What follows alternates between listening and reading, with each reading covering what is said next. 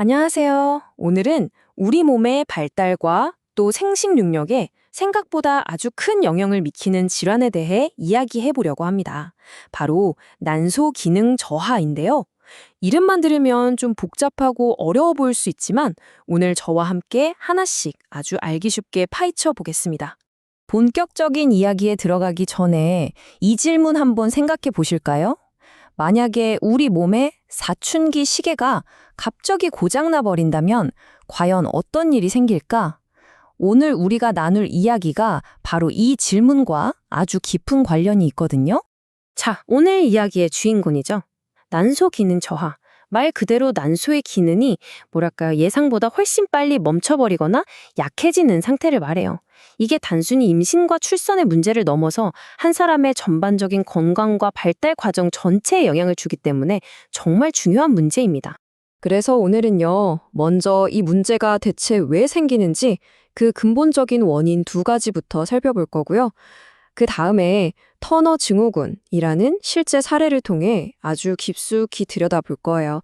그리고 나서 진단은 어떻게 하고 치료는 어떻게 하는지 또 다른 원인들은 없는지 차근차근 따라와 보시면 됩니다.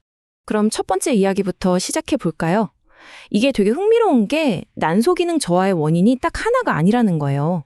문제의 시작점이 완전히 다른 두 갈래 길이 있거든요. 이 비유 정말 기가 막히지 않나요?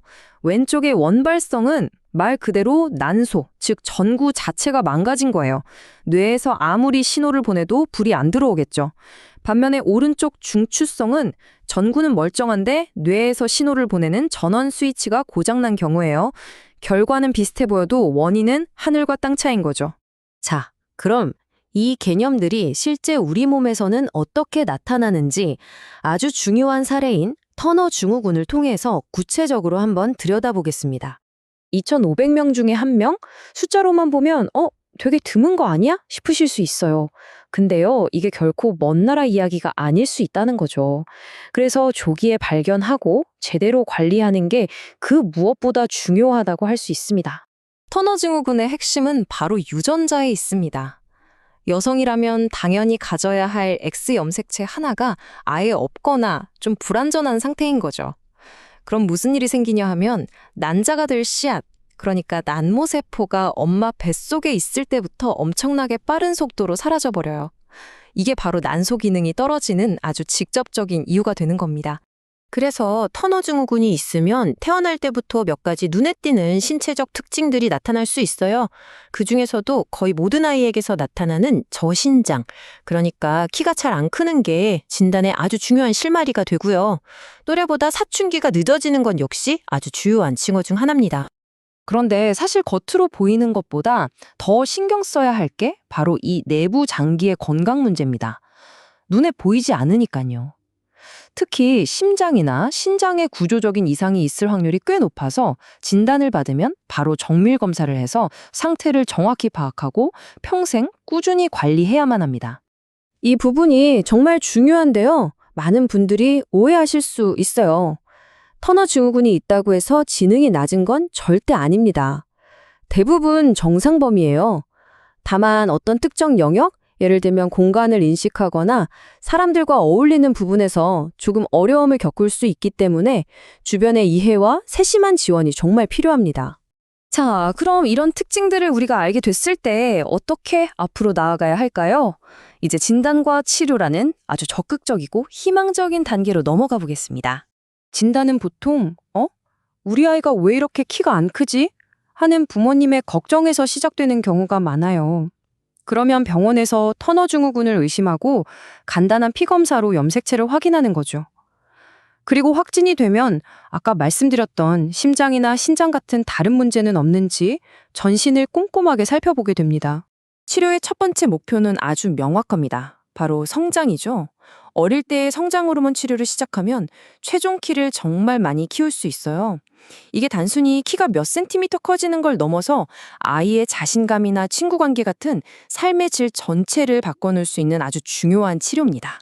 그리고 두 번째 목표는 여성으로서 건강하게 발달할 수 있도록 돕는 거예요.